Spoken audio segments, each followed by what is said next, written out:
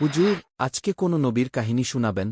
আজ আমরা শুনব এক নবীর গল্প, যিনি ছিলেন রাজা, নবী ও যোদ্ধা, তিন গুণের সমন্বয়। তিনি হলেন নবী দাউদ আলাইহি ওয়াসাল্লাম। দাউদ আলাইহি ওয়াসাল্লাম ছিলেন এক সাধারণ যুবক, কিন্তু আল্লাহ তাকে বিশেষ প্রতিভা দিয়েছিলেন। তার কণ্ঠ ছিল এত সুন্দর যে, যখন তিনি আল্লাহর জিকির করতেন বা জবুর তিলাওয়াত করতেন, পাহাড় ও পাখিরা থেমে যেত যেন তার সুরে সুর মেলাত। তার কণ্ঠ ছিল এমন যেন ফেরেশতাদের সুরে মিশে আছে। আল্লাহ তাকে এই প্রতিভা দিয়েছিলেন যেন মানুষ বুঝতে পারে, যে হৃদয়ে ঈমান থাকে তার কণ্ঠেও বরকত থাকে। তখনকার সময়ে ছিল এক শক্তিশালী রাজা তালুত। তিনি মুসলমান বাহিনী পরিচালনা করতেন।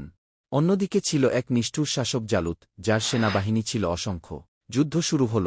জালুত ছিল দৈত্যাকার মানুষ, হাতে বিশাল তলোয়ার, সবাই ভয়ে পিছু হটছিল। কিন্তু ছোটখাটো এক যুবক এগিয়ে গেলেন, তিনি দাউদ আলাইহি ওয়াসাল্লাম।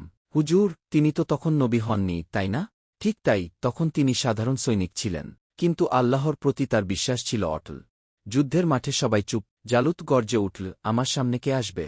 দাউদ আলাইহি ওয়াসাল্লাম উত্তর দিলেন, আমি আল্লাহর নামে আসছি তোমার অন্যায়ের শেষ করতে। জালুত হেসে বলল, তুমি, এই ছোট ছেলেটা? দাউদ আলাইহি ওয়াসাল্লাম চুকে মাটি থেকে 3টি পাথর তুলে নিলেন, তার মধ্যে একটি ছোট স্লিংতে রাখলেন, আল্লাহর নাম নিয়ে ছুঁড়ে মারলেন। পাথরটি উড়ে গিয়ে জালুতের কপালে এমনভাবে লাগল যে সে মুহূর্তেই পড়ে গেল মাটিতে, মৃত। চারপাশের সৈন্যরা হতবাক। মানুষ চিৎকার করে উঠল, আল্লাহু আকবার। এই যুদ্ধের পর আল্লাহ দাউদ আলাইহি ওয়াসাল্লাম কে সম্মান দিলেন। রাজা তালুত তাকে নিজের ঘনিষ্ঠ হিসেবে নিলেন। আর কিছুদিন পর আল্লাহ তাকে নবুয়াত এবং রাজত্ব দুই দান করলেন। তিনি শুধু একজন রাজা নন, তিনি ছিলেন ন্যায়বিচারের প্রতীক। তার আদালতে কেউ অন্যায় করলে, সে রাজা হোক বা সাধারণ মানুষ, সবাই একই বিচার পেত। আল্লাহ তাকে আরেকটি অলৌকিক দান করেছিলেন, লোহাকে নরম করে ফেলার ক্ষমতা। দাউদ আলাইহি ওয়াসাল্লাম হাত দিয়ে লোহা বাঁকাতে পারতেন, আর সেই লোহা দিয়ে তৈরি করতেন সুন্দর বর্ম, অস্ত্র। তিনি নিজে কাজ করে জীবিকা অর্জন করতেন। রাজা হয়েও নিজের হাতে শ্রম করতেন।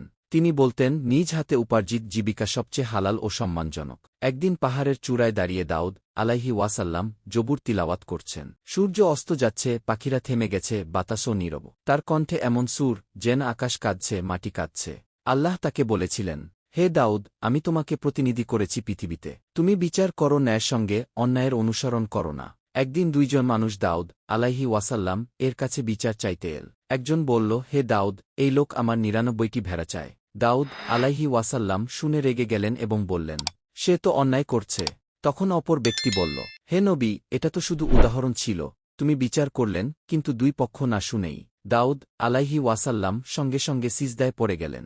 তিনি কেঁদে কেঁদে বললেন, হে আল্লাহ, আমাকেও যেন অন্যায়ের বিচার থেকে রক্ষা করো। দেখো বাচ্চারা, নবীরা কখনো অহংকার করেন না। ভুল বুঝতে পারলেই তারা আল্লাহর সামনে কেঁদে ফেলেন।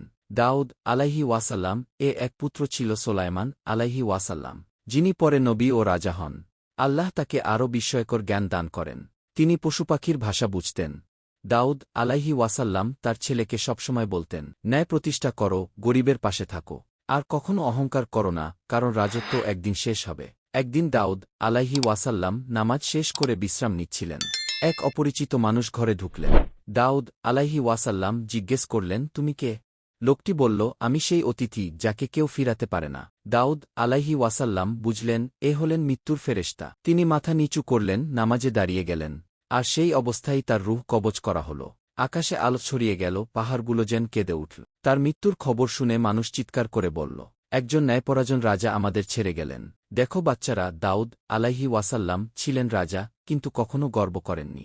তিনি কাজ করতেন নিজের হাতে, আর আল্লাহর জিকিরে তার সময় কাটত।